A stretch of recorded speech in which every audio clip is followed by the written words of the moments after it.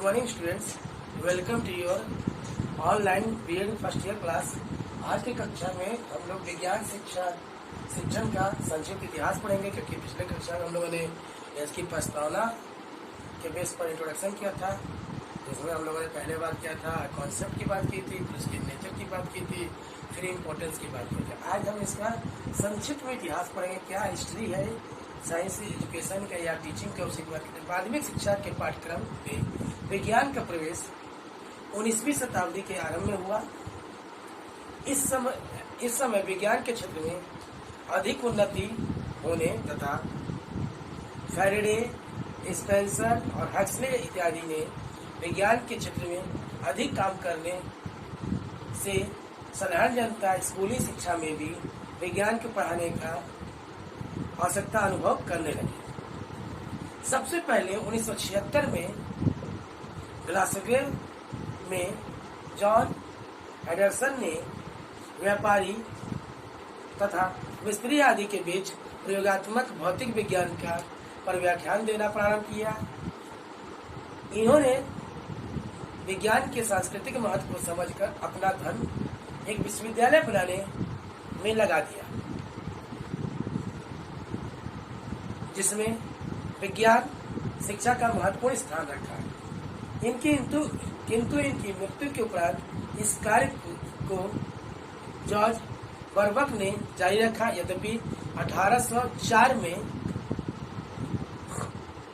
बर्बक Glasgow के साथ चला गया, फिर भी ग्लासगो ने यह काम जारी रखा और 1823 में ग्लासगो मैकेनिक इंस्टीट्यूट की स्थापना की। इसी वर्ष लंदन में भी मैकेनिक इंस्टीट्यूट स्थापित किया गया।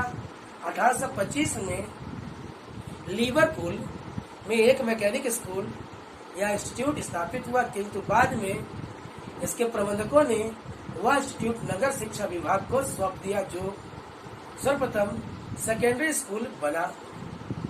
इसी प्रकार अन्य नए विद्यालयों की भी स्थापना हुई और विज्ञान को उच्च स्थान मिलता गया। 1861 में इंग्लैंड की सरकार द्वारा एक कमीशन की नियुक्ति हुई, जिसका काम उस समय के 9 पब्लिक स्कूलों के शासन की देखभाल करना था।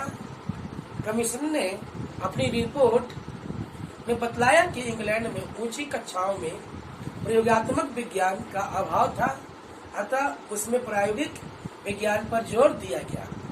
1861 में यह हार्वर्ड स्पेंसर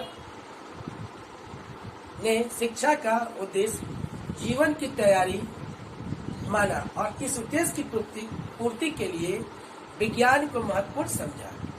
इसी प्रकार हक्सले और एलियट ने भी विज्ञान पर बहुत जोर दिया। हक्सले का भाषा पर बड़ा अधिकार था, वह कठिन से कठिन बातों को सरल रूप में व्यक्त कर सकता था। अतः विज्ञान की शिक्षा के संबंध में जो बातें हक्सले ने व्यक्ति की, उसका जन साधारण पर पूरा प्रभाव पड़ा। एलियट महोदय का भी शिक्षा जगत पर बड़ा प्रभाव पड़ा। अमेरिका के प्रसिद्ध हार्वर्ड यूनिवर्सिटी ने के वे प्रेसिडेंट भी रह चुके थे, अतः इन्होंने विज्ञान की उपयोगिता के संबंध में जो कुछ कहा, उसका बड़ा प्रभाव पड़ा।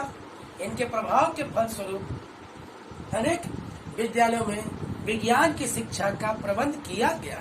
इस प्रकार की शिक्षा के पाठ्यक्रम में विज्ञान का निश्चित स्थान हो गया। इस प्रकार स्पेंसर और हक्सले के प्रचारवश स्कूलों में विज्ञान पढ़ाया जाने लगा तथा परंतु फिर भी इसका महत्वपूर्ण स्थान न था। यूं तो 18वीं शताब्दी में ही प्रोटेस्टेंट विश्वविद्यालयों में विज्ञान के अध्यापक रखे जाने लगे थे, परंतु शिक्षा के प्रसार में विशेष प्रगति न हो सकी। गिसेल विश्वविद्यालय में लिविंग प्रयोगशाला 1825 में खोली गई। वहां वैज्ञानिक प्रयोग किए जाने लगे। धीरे धीरे सभी विश्वविद्यालयों में प्रयोगात्मक विधि अपनाई जाने लगी। फ्रांस में भी उच्च शिक्षा, विज्ञान की शिक्षा पहले विश्वविद्यालयों के बाहर प्रारंभ की गई। 1794 ईस्वी में रिपब्लिक सरकार ने पेरिस के एक स्कूल खोला जहां विज्ञान की शिक्षा लैप्लेस और लैगेन देते थे। क्रांति के पहले विज्ञान का कोई विशेष स्थान न था। 1802 ईस्वी में नेपोलियन ने विज्ञान की शिक्षा को बड़ा प्रोत्साहन दिया। इससे 1814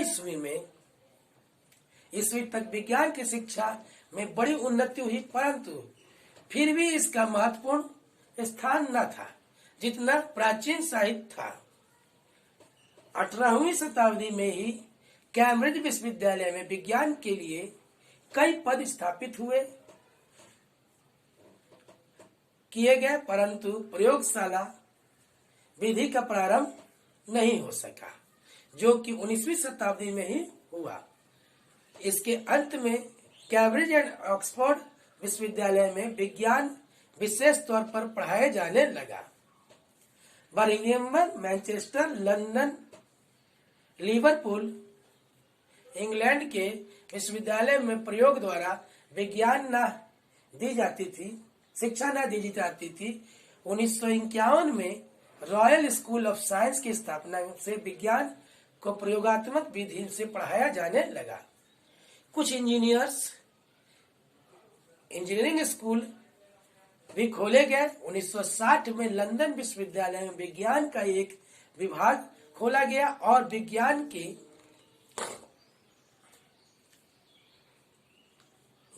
के डॉक्टर और बैचलर की उपाधि दी जाने लगी। 1869 ईस्वी में कैम्ब्रिज और ऑक्सफोर्ड में विज्ञान का विभाग खुल गया। 19वीं शताब्दी के आरंभ में ही प्रशासन ने सभी माध्यमिक स्कूलों में कुछ विज्ञान पढ़ाया जाने लगा। यूं तो कह सकते हैं अनुभववादी यथार्थवाद के आंदोलन से ही विज्ञान के प्रति सहानुभूति दिखलाई गई, परंतु फिर भी विशेष उन्नति नहीं हुई। तब विज्ञान पढ़ाने का समय निश्चित कर दिया गया। जर्मनी के दक्षिण प्रदेशों में विज्ञान के स्कूल खोले गए।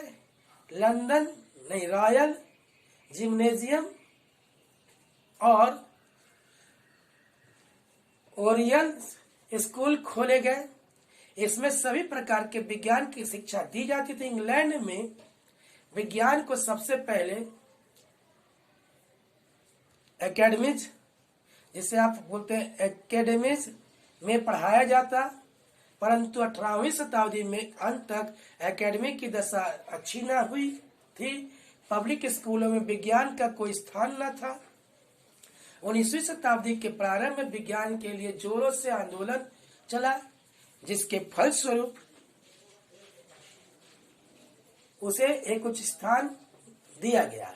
1848 में काम में एडिनबरा में एक स्कूल खोला, जिसके चित्रकारी, रसायन विज्ञान या रसायन शास्त्र, प्राकृतिक दर्शन, शरीर विज्ञान इत्यादि विषयों के में शिक्षा दी जा रही। इसी के देख की लीथ, लंदन, मैनचेस्टर, बर्मिंघम तथा वेलसाट में नए नए स्कूल खोले गए।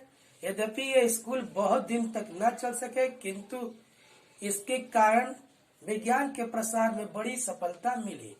1868 में पार्लियामेंट एक्ट के कारण सभी माध्यमिक स्कूलों के आधुनिकता का विज्ञान होने लगा, जिसके कारण प्रमुख भाषाओं के साथ साथ मुख्य वैज्ञानिक विषयों को भी पढ़ाया जाने लगा। अगली कक्षा में हम इससे आगे पढ़ेंगे, क्योंकि ये चैप्टर बहुत लंबा है, इसलिए यहीं पे विराम रखते हैं। धन्यवाद।